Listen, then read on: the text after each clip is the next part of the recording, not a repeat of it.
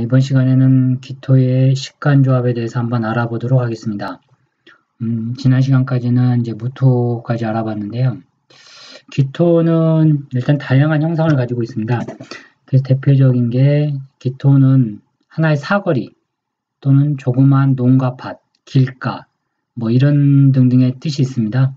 그리고 경우에 따라서는 이 기토도 이제 구름이라는 뜻도 같이 가지고 있는데 이것은 이제 삼명통에 나오는 이야기입니다. 그래서 경금신군도 구름문자를 쓰고 기토나 무토도 가끔 구름이라는 표현을 씁니다. 근데 이거는 이제 구조에 따라 달라지기 때문에 한번 예를 들어서 이제 설명을 하도록 하겠습니다. 기토는 일단 땅입니다. 땅 중에서도 큰 땅이 아니죠. 작은 땅인데 작은 땅, 사거리, 사람들이 북적거리는 곳, 뭐 이런 등등의 의미가 있습니다. 그래서 기토는 근본적으로 그 임무라는 게 있는데 임무는 무토도 마찬가지지만 이 토라는 것은 반드시 목이 있어야 존재 가치가 있게 됩니다. 왜 자꾸 이 목을 강조하냐면 사주에서 목이라고 하는 것에 대한 의미는 목이라는 글자 아주 중요한 뜻을 갖고 있는데 가만히 저희가 이제 그 사계절을 보게 되면 봄, 여름, 가을, 겨울이라는 계절의 순환의 흐름이 있습니다. 봄, 여름, 가을, 겨울 이런 봄, 여름, 가을, 겨울이라는 계절의 순환이 있는데 이 계절의 순환의 기준점이라는 게 뭐냐면 바로 이 기준점은 목이 기준입니다. 그래서 나무가 봄에는 자라고 여름에는 성장을 하고 가을에는 다 자란 나무가 되는 겁니다. 그리고 겨울에는 봄을 기다리는 휴식이라는 의미가 있습니다. 그래서 생장염장이다, 원형이정이다, 원형이정, 등등의 이제 동양적인 철학적인 개념이 들어가게 되는데, 일단 기토라고 하는 것은 목이 있어야 좋은 구조가 되고, 목이 잘 자랄 수 있는 조건이 되어야 됩니다. 그래야만이 나무가 아주 잘 자라게 되면 열매가 맺을 겁니다. 그래서 이 열매가 재산이 됩니다. 그래서 기토일간이 이런 목이라는 인자가 없게 되면 없어도 상관없습니다. 예, 그렇게 되면 다른 용도 바로 이제 쉽게 얘기하면 광산 개념이 들어가게 되는데 광산은 이제 경금, 신금을 얘기하게 됩니다. 그래서 이런 경금, 신금 있는 구조는 역시 재물 쪽으로 그 운의 흐름이 가게 되는데 이렇게 만약에 광산 구조가 될 경우에는 목과 금목 상정을 해서는 안 됩니다. 그래서 금과 목은 공존할 수 없다. 예. 그래서 하나만 있어야 된다라는 게 기본 개념입니다. 이 기토의 또 하나의 특징이 뭐냐면 기토는 작은 땅이기 때문에 보통 작은 땅에는 큰 나무가 없습니다. 그래서 작은 나무나 꽃이 있게 되는데 이게 바로 이제 그 일간의 어떤 성향과 성격 또는 직업을 유추하는데 중요한 단서가 됩니다. 그래서 한번 천간 10개 글자에 대한 해석을 한번 해보도록 하겠습니다. 일단 이렇게 기토 옆에 간목이 있게 되면 기토인 일간은 이 간목을 심었습니다. 심었으면 물론 천간에 이제 그 연간과 시간의 글자를 잘 살펴야 되지만 대체적으로 나무를 심었기 때문에 부와 명예를 논해볼 수 있다. 이런 기본 조건이 되는 겁니다. 저 나무가 이 간목이라는 나무가 잘 자라야 되는데 잘 자라면 크게 성공하는 거고 저게 이제 잘 자랄 수 없는 조건이 되면 바로 인생의 큰 성공을 바랄 수가 없습니다. 근데 일단 기토가 간목을 보게 되면 나무를 키우는 건 맞는데 이 합이라는 거에 대한 해석을 잘해야 됩니다. 합의 해석을 만약 많이들 다들 헷갈려 하지 않을까 저는 생각이 드는데 저 역시 처음에 공부할 때 그 합의 해석을 상당히 많이 혼돈을 일으켰습니다. 왜냐하면 대부분의 그 책들이 시중에 나와 있는 책들이 합을 대체적으로 좋게 많이 해석을 합니다. 그렇게 되면 나중에 이제 판단하는 데 있어서 그 오류가 발생하게 됩니다. 그래서 기토가 이렇게 이제 뭐 갑목을 키우는 구조들, 나무 기토 본연의 임무인 갑목을 봐서 대단히 기쁘지만 기토가 갑목을 이렇게 합을 하고 있게 되면 각기합임 구조입니다. 이게 기갑합 구조인데 기갑합, 너는 뭐 각기합. 보통은 각기합에서 토가 된다는 개념이 많이 있게 되는데 이건 육합의 원리인데 5운 6기에서 나오는 이런 개념은 적용을 안 시키는 게 좋습니다. 그냥 작은 기토 땅에 큰 나무인 갑목을 심었다. 이게 첫 번째 해석이고 길가에서 자라는 작은 나무. 하지만 합이 되어 저 갑목은 자라질 않습니다. 묶여버리는 겁니다. 이게 묶여버린다. 그래서 재물복과 명예가 상당히 많이 작게 됩니다. 그러면 이런 해석이 있겠죠. 그러면 기토는 갑목을 봐야 되는데 갑목이 월이나 시행에 올 수가 없습니다. 그렇게 되면 기사시가 되겠죠. 이런 구조들.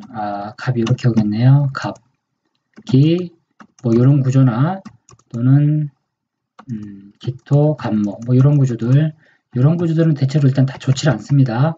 왜냐하면 갑목이 합을 탐한다고 그러죠. 이런 걸 쉽게 얘기하면. 탐합 뭐 망생 또 뭐 이런 등등 해석이 있는데 탐합을 하게 되면 일간의 능력은 떨어지게 됩니다. 그래서 이게 왜 옛날 고서에 이 탐이라는 게 탐하다라는 뜻이 있는데 탐할 탐자죠. 뭐 요게 이제 이 탐할 탐자인데 여기 이런 글자를 썼습니다. 탐합이다. 합을 탐했다라는 표현이 많이 등장합니다. 그래서 이 탐자를 쓰게 되면 일단 사주가 안 좋다라는 의미가 있는 거거든요. 그래서 특히 이런 합, 갑기합, 대체적으로 갑목이 성장이 안 된다. 단 저 글자를 풀어주는 글자가 있게 되면 또 문제가 달라집니다. 풀어준다라는 의미가 있는데 합을 무엇이 풀 것인가? 이게 풀게 되면 또 이게 해석이 달라집니다. 그래서 사주는 합이 있는 사주가 많이 있습니다. 좀 보다 보면 그래서 합의 해석을 정말 잘해야 되는데 뭐 합에는 뭐 갑기합 또는 뭐 을경합, 병신합 뭐 육기에서는 이런 걸 병신합수라고 그러고 을경합금이라고 그러는데 저 같은 경우에는 이제 상리학적으로 공부를 했기 때문에 각기합토 뭐 각기가 합해서 토가 된다 이런 개념을 쓰질 않습니다. 을경이 합을 하게 되면 뭐 금으로 변한다.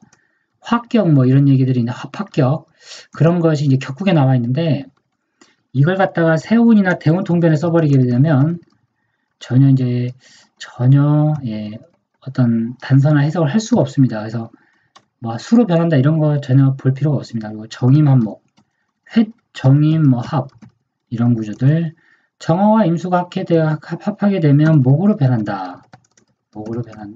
그래서 목생화가 이루어진다. 그래서 뭐 회두생이다.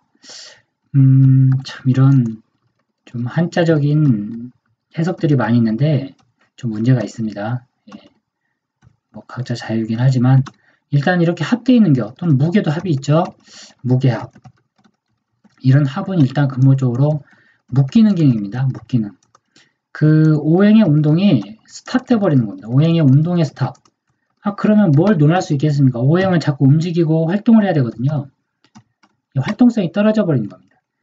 그래서 갑목과 기토와 갑목이죠. 기토와 갑목은 그런 대략적인 뜻이 있다. 이번에는 기토가 이제 을목을 하는 경우인데 이 경우에는 합이 아니죠. 기토는 그래서 기토 길가에 꽃을 심었다라는 표현이 됩니다. 그래서 을목은 목이기 때문에 무조건 보호하고 잘 자라야 됩니다. 그래서 을목이 얼마만큼 잘 자라냐에 따라서 사주의 고저 청탁과 희기는 많이 달라지게 됩니다. 기토가 병화를 보는 경우인데 기토라는 길가에 이제 태양이 떴기 때문에 날씨가 화창한 걸 의미합니다. 화창한 날씨면 기본적으로 조건이 어떨까요? 바로 목이 잘 자랄 수 있는 조건이 되는 겁니다. 이 병화는 사계절 한난조섭을 다 조절해주는 글자이기 때문에 무조건 거의 한 90%는 맞습니다. 병화라는 글자가 천간에 있는 게 대체적으로 사주에서는 좋은 작용을 많이 하게 됩니다. 그래서 기토와 병화는 아주 좋은 구조다. 그 다음에 기토와 정화, 역시 정화가 보온의 작용을 할 때도 있고 또 어떨 때는 태워버리는 작용을 또 합니다. 대체적으로 뭐 이런 사주들, 이런 사주 구조가 있는데 무토에 정하면 정사월밖에 없습니다. 정사월이죠. 이런 구조들 딱 보게 되면 썩 좋은 구조가 아니죠. 일단 좋은 구조가 아닙니다. 왜냐하면 저 기토가 천간에서 갑을 봐서 깊은 건 맞는데 저 월간의 정화로 인해서 쉽게 얘기하면 나무인 목이 다 타버린 사주입니다. 그래서 좀 일단 큰 그릇을 형성하기에는 상당히 불리한 구조가 대표적인 이런 형태의 구조들입니다. 이거는 제가 뭐 잘 아는 분의 사주라서 지지까지 적기에는 조금 그런 면이 있고요. 그 다음에 이제 기토가 자 이제 이어서 기토가 무토네요. 이제 기무구의 구조인데 이것은 이제 조그만 밭에 밭 옆에 더 넓은 토양이 있는 걸 의미합니다. 그래서 뭐 개간한 땅이다. 뭐 이런 그 의미가 있습니다. 그래서 대체적으로 뭐 크게 나쁘다라고 볼 수는 없지만 이 모든 일간이나 모든 천간의 구조에 있어서 두 개의 구조가 연달아 있게 되면 반대되는 오행, 반대되는 오행이 아니고 일간이 극한 오행, 극한다는 것은 이제 수가 되겠죠. 수가 범접을 못합니다. 범접을 못한다는 것은 운에서 들어온다 하더라도 이 무기는 전부 극을 하는 작용을 해버리기 때문에 물로 인한 고생이 따르게 됩니다. 그래서 그걸 이제 계절에 따라서 달라지긴 하지만 기토와 무토의 관계는 일단 넓어진 땅이다. 그렇게 개념을 잡으면 됩니다. 기의 구조들. 이거는 사거리가 되는 땅이 두 개가 있는 형국인데 역시 마찬가지로 수가 범접을 못하죠.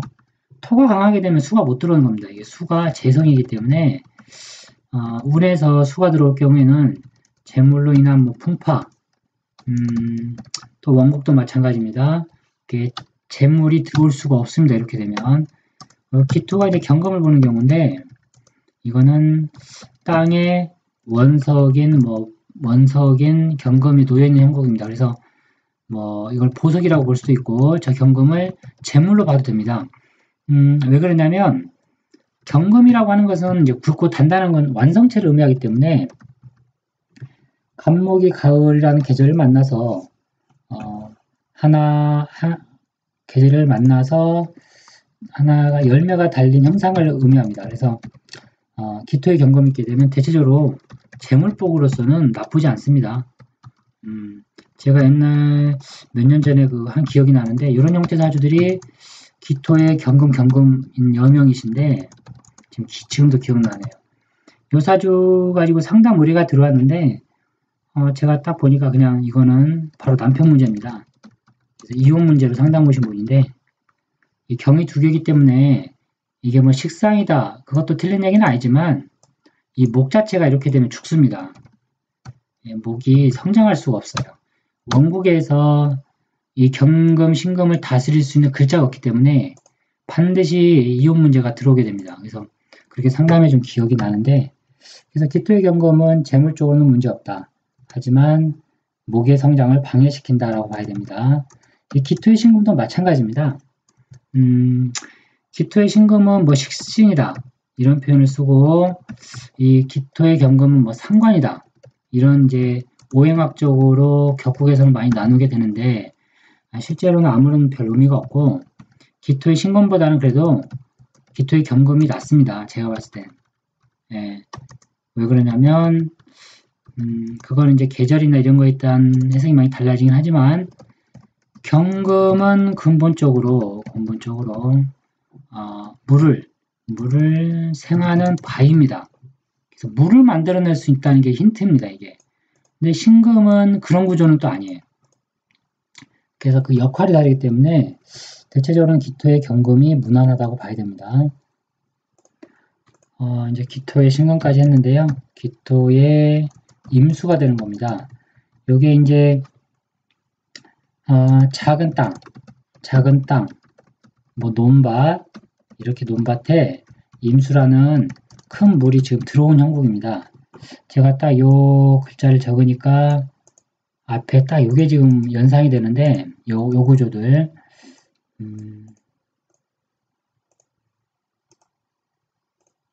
딱 요걸 연상하면 됩니다. 이게 논밭에 물이 들어와서 잘 자라는 게 아니고 이게 홍순환 사주입니다. 홍순환 사주. 그래서 기토의 임수를 보는 게 대체적으로 정말 좋지 않습니다. 뭐 기토의 임미문 구조들 아니면 기토의 뭐 임계인 사주들 다 마찬가지인데 이럴 경우에는 시에서 뭘 봐야 되는가 딱 시를 잡아줄 건 하나밖에 저는 일단 보이진 않는데 이런 구조들은 땅에 물이 흥건히 들어와 있는 모습들입니다. 제가 어젠가요? 어제 그 현빈 씨, 탤런트 현빈 씨의 그 사주를 이렇게 올렸는데 신금이었죠. 신금이었는데 기토 임수가 있었고 그다음에 신해였죠. 신해 일주였고 사주가 그다음에 기유, 유금을 여기가 깔고 있었고 월지에 뭐 여기는 잘 기억이 안 나는데 임신이었나? 아닌데 임신 임술이었나요? 제가 갑자기 오늘 또 기억이 안 나네요. 임신은 아닌 것 같아. 나이가 이렇게 어렸나? 임신 계획이면 92년생밖에 안 되는데 임신으로 기억이 나네요. 임술생은 아닌 것 같고 요게 그 현빈 씨의 그 사주인데 제가 이제 뭐 연예인들 사주는 잘 안 올리려고 하는데 이게 이제 궁합적으로 썩 좋은 사주는 아니죠. 뭐 그렇다고 나쁜 사주는 아닙니다. 제가 드리고자 하는 말씀은 이 기토와 임수와의 관계 때문에 그런 건데 좀 이게 문제가 됩니다. 이게 제가 아주 잘 아는 여명의 사주도 경금, 신금, 기토, 임수 딱 요 구조입니다. 다만 여기는 인이 되고 여기 묘가 유 똑같죠? 사주가 요게 이제 제가 잘 아는 여명의 사주인데 이게 이제 좀 결혼 문제가 좀 있습니다. 이게 과연 이게 한 번으로 끝날 것인가 뭐 이런 얘기는 하진 않았죠 제가. 근데 궁합을 하여튼 잘 봐야 됩니다. 기토와 임수 때문에 사주가 원래 잘 사주를 좀 크게 써먹을 수 있는 구조였는데 이렇게 되면 크게 못 써먹죠. 예. 그래서 이 기토는 근본적으로 이 물을 흐트려 버립니다. 흐트린다는 것은 이제 그 흉한 작용을 일으키게 되는데 뭐 기토가 임수를 이렇게 보게 되면 논밭에 큰 물이 들어왔기 때문에 목의 성장을 방해시켜 버립니다. 그래서 대단히 좋지 않습니다. 그 다음에 이제 기토와 경금과의 관계를 한번 볼까요? 일단 이렇게 놓고 제가 이제 기토와 개수도 마찬가지로 이런 땅에 하늘에서 이제 비가 내리고 있는 겁니다. 비가 내리고 있기 때문에 비가 내리면 태양이 보이질 않죠. 그리고 땅도 물이 많아지는 땅이 되기 때문에 나무가 성장이 안 된다. 사주가 모양이 이렇게 되면 이 사주팔자는 모양대로 산다고 합니다. 예, 그러면 이 사람이 어떤 생활 스타일을 갖고 있을지를 한번 잘 생각해 봐야 되는데 제가 잘 아는 분의 사주가 이런 사주인데 제가 이 사주 딱 보고 그랬는데 부모하고 사이가 되게 안 좋을 것이다 라고 얘기했습니다. 이게 뭐냐면 부모의 뜻과는 반대대로 간다 이런 사주들이. 그래야 속을 썩이니까요. 뭐 그래서 일단 지금은 이제 기토와 천간 구조에 대해서 한번 살펴봤습니다. 사주라는 것은 기본 이렇게 그 식간 중에서 두 개의 조합에 대한 개념이 서야 되고 그리고 이제 뭐 연애 가서 또 글자가 틀려지겠죠.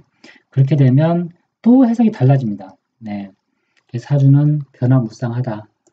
그래서 이번 시간에는 기토의 식간 조합에 대해서 한번 간단히 살펴봤습니다. 이어서 경금에 대해서도 한번 알아보겠습니다.